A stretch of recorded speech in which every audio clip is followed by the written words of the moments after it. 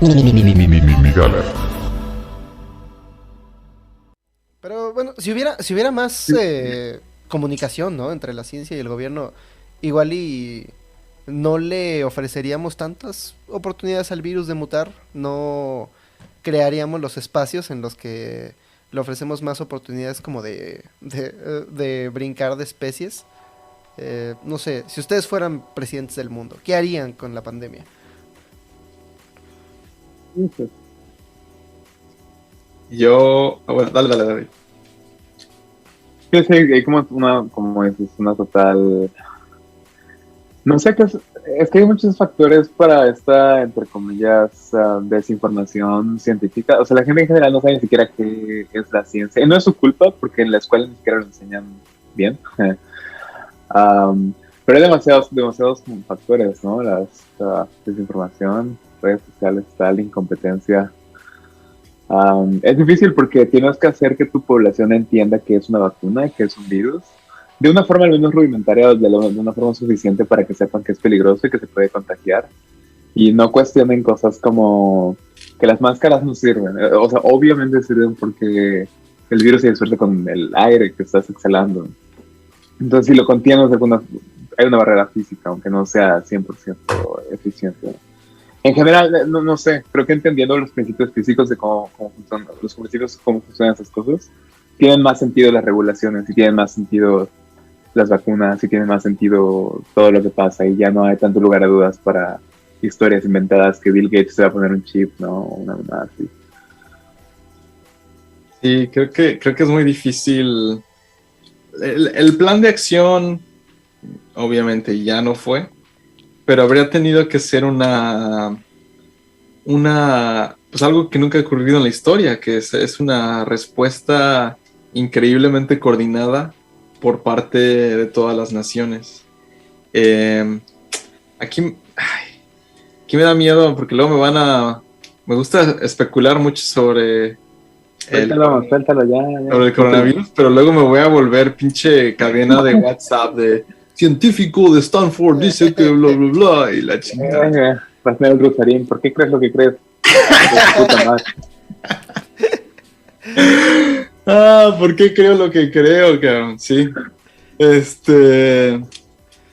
No, pues mira, a lo mejor esto no creo que no es mala información. Yo creo que toda la banda que si ya están cansados de la pandemia y que qué pedo y eso, pues toma tus decisiones, pero al algoritmo de Darwin le vales verga. Y le vales verga y no podrías valerle más verga que lo que le vales ya. O sea, eres un peón en un juego de ajedrez que lleva 3.5 o 3.500 millones de años jugándose. Entonces, si tú quieres creer o no, pues adelante. Pero el virus sigue mutando y sigue cambiando.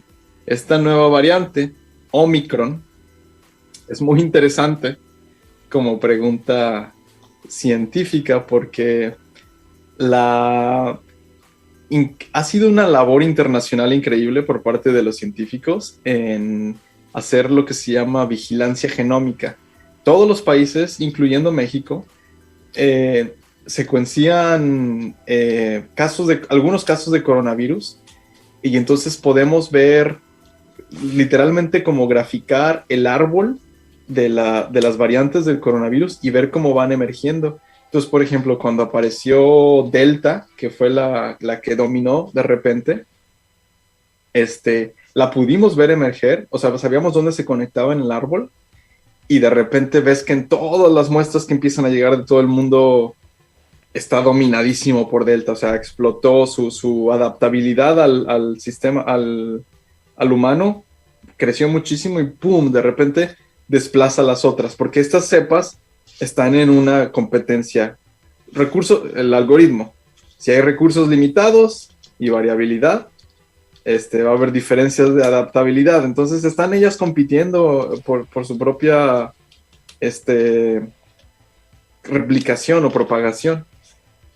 Omicron es la cepa más diferente que hemos visto, y lo raro es que de alguna manera apareció cuando lo conectamos en el árbol, que tenemos un árbol muy bien muestreado, ¿no? De todas las muestras de todo el mundo. Omicron se conecta hasta en el árbol hasta mitad del año pasado. Es decir, por más de un año no vimos nada en ese linaje que se le pareciera y de repente, ¡boom!, aparecen. Entonces fue como, o sea, yo no pensé que pudiera ocurrir algo así, pero pues ya hay muchas cosas que no pensaba y siguen ocurriendo. Pero no es para tener pánico, pero sí es de nuevo para continuar con las precauciones. Y lo que yo no sé es, o sea, si dijera, ay, güey, ese güey predice la influenza, ¿qué va a pasar con el coronavirus? Con el coronavirus ya no sé qué vaya a pasar más adelante. O sea, no estoy haciendo ahí todos los que están haciendo cadenas de WhatsApp y eso, no estoy diciendo nada específico. Estoy dándoles son las 1 de la mañana acá, y es simplemente hechos. Estas cosas no son mentiras. Como el 80% de los venados que han podido muestrear acá en los Estados Unidos tienen coronavirus ya. No mames, contagiamos a los venados. A los venados. Y eso es un reservorio. Ahora hay muchísimos changos que interactúan con humanos en la India. Segurísimo. Yo podría apostar que tienen coronavirus. ¿Cuántas poblaciones animales no hay, pues, que a lo mejor ya están contagiadas, ¿no? Y entonces, ¿cómo va a pasar? Omicron, yo pensé que podría ser como que saltó, que se fue un animal el año pasado y regresó un humano ahora, pero parece que la evidencia apunta a que no. Entonces eso no. A lo mejor entonces, pues igual y ya, los venados tienen su coronavirus y nunca se vuelve a contactar con nosotros, pero igual y quién sabe, ¿no? ¿Y sabemos qué hacen estas mutaciones? Porque cuando me contaron me dijeron, no, Omicron es que tiene más de 10 mutaciones. Y yo dije, ay, cabrón, pero pues no sé ni qué significa. Tiene como 30 mutaciones en la proteína que usa el coronavirus para entrar a tu sistema. Y lo que ocurre es que cuando te ponen la vacuna, básicamente cualquiera de las que sean van a ser diferentes presentaciones, pero vas a tener esa proteína en tu organismo, no el virus, no nada más esa proteína. Y lo que hace tu cuerpo es generar anticuerpos que tienen que tener una afinidad química muy, muy alta contra la estructura de esa proteína. Entonces estas son cosas que están ocurriendo a escala molecular, o sea, a escala atómica. El anticuerpo que generas tiene que, básicamente, como si fuera una cerradura y una llave, entrar. Es una analogía medio mala, pero más o menos así, o sea, de que tiene que ser muy preciso. Entre más muta el virus en esa proteína en específico, que es la que las vacunas están basadas, es más probable que la cerradura, digamos, cambiara de estructura y por tanto la llave que habías hecho a través de la vacuna se vuelve menos eficiente. Se vuelve, o sea, ya necesitas como más anticuerpos para neutralizar el virus comparado con lo que tenías antes.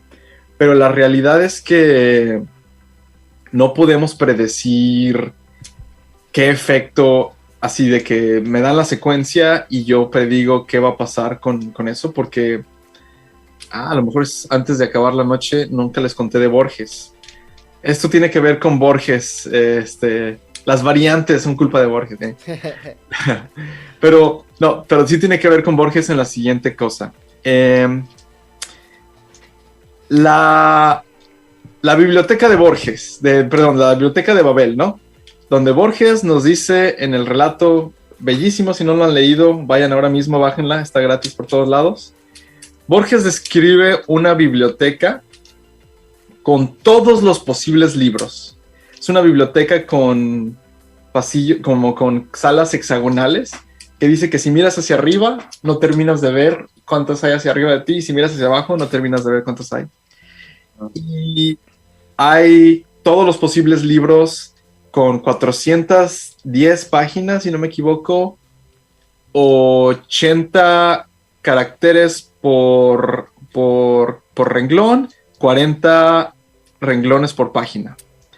Entonces hice el estimado de cuánto pesaría la biblioteca de Borges si la imprimieras en ADN. Y el cálculo, nomás les voy a dar la intuición, sería algo así. ¿Cuántos posibles libros hay? Piensen que en la biblioteca de Borges todos los libros están, todos los posibles libros. Toda esta conversación, si cabe en 410 páginas, está en la biblioteca de Borges, o los fragmentos de esta están en la biblioteca de Borges. Tu biografía está en la biblioteca de Borges, tu biografía con el nombre de alguien más está en la biblioteca de Borges, y la mayoría de las cosas que existen en la biblioteca de Babel son cosas sin sentido, porque son simplemente símbolos elegidos aleatoriamente. Entonces, mi estimado de la masa que se necesita para imprimir la biblioteca de Borges era, ¿cuántos caracteres hay? Pues 26 letras en el alfabeto y el espacio, 27. No sé si estoy pensando en el inglés, a lo mejor en español hay más, pero bueno, es más o menos el número. Entonces, 27 letras, lo cual significa, y voy a ignorar toda la puntuación. Pero entonces, la primera posición del libro tiene 27 posibilidades. La segunda posición del libro tiene 27 posibilidades. Entonces, las posibles combinaciones de los dos primeros es 27 por 27. La tercera posición del libro también tiene 27 posibilidades. Porque, o sea, podrías tener un libro que es solo A, o espacio, espacio, espacio, espacio, espacio. Que son la mayoría, son libros inútiles. Pero entonces, el número de caracteres en los libros de Borges, que Borges describe, son en el orden de 1.000.000. Entonces tienes posibles libros en la biblioteca de Babel, 27 elevado a la 1.000.000. Es decir, 27 multiplicado por sí mismo 1.000.000 de veces. Y eso es como el tamaño más o menos, si lo imprimes en ADN eso, básicamente es como del tamaño del genoma de una bacteria. Que tú dices, pues no es nada, ¿no? Una bacteria es diminuta. Pero la masa que te llevaría a sintetizar toda la biblioteca de Babel es como... ¿Qué pensarías intuitivamente? ¿Que es como el planeta, como el Sol, como la galaxia? ¿Qué tan grande es la biblioteca de Babel en masa? Toda hecha ADN. Sí, o sea, minúscula, microscópica cada libro. Cada libro microscópico... No, pues es que son infinitos libros casi, ¿no?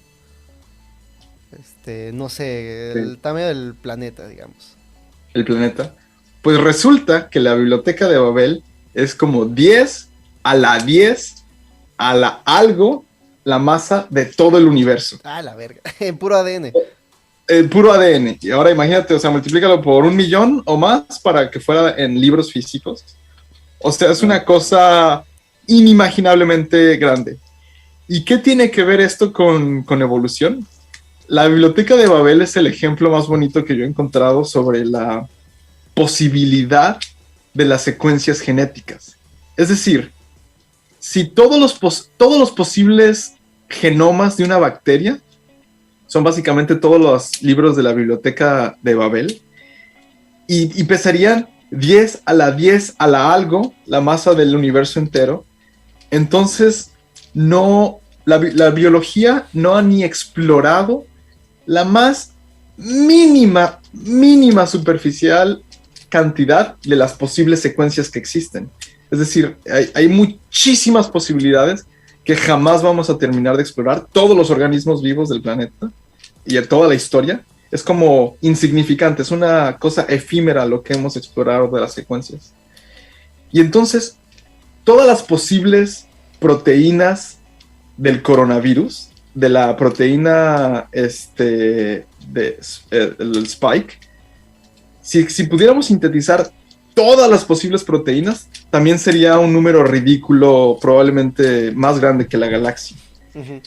Lo cual, espero que esa larga analogía explique por qué es imposible, básicamente, predecir lo que las mutaciones van a hacer. Porque realmente para saber cómo van a funcionar, tendrías que tener una base de datos que tomaría más que toda la masa de la galaxia para poder predecir esta cosa. Entonces es sumamente difícil decir a ciencia cierta, esa mutación significa esto, por tanto esto va a ocurrir con el virus y la vacuna, bla, bla, bla. Es tanta las posibilidades, son tantas, y es como también lo que te dice lo difícil, o sea, no, el virus no se le van a acabar las posibilidades. No es como que el virus va a decir de, ay, no, ya no tengo mutaciones disponibles, ya se me acabó aquí mi existencia. Tiene básicamente un espacio infinito para seguir cambiando. Entonces, qué güeyes, ¿no? Lo primero que debimos haber hecho fue vacunar a todo mundo y no darle más oportunidades de mutar. definitivamente, pero pues, o sea, ¿cómo es posible? O sea, yo me siento mal que teniendo digamos, el privilegio acá, lo aproveché, ni modo, me puse mi tercera dosis ya. Y en África, como el 5% de la población o algo así en Sudáfrica estaba vacunado o algo ridículo. Entonces, es como lo que decía Neil deGrasse Tyson, esta situación es como tener una sección en una alberca, una sección para orinar. Sí. Pues, ¿de qué te sirve eso, no? Se va a filtrar y te va a regresar. Entonces, esto sí... No, la avaricia de las naciones ricas es como nos disparamos en el pie. O sea, pues hemos manejado esta situación. Creo que subestimamos el poder de la evolución y subestimamos cómo puede moldear nuestra existencia el fenómeno que Darwin describió en su obra maestra. Y pues bueno, con esa triste nota, espero que la gente le haya interesado el tema y han estado preguntando luego en el chat que quién soy y como que no saben ni quiénes somos. Ay, si vienes aquí todo el tiempo. Ya sé, pues digo, pues ¿No se acuerdan de ¿no? Manuel? Hace rato decían que eras el esquizo sin hacer la voz. El esquizo. Esquizo no hace voz, así habla.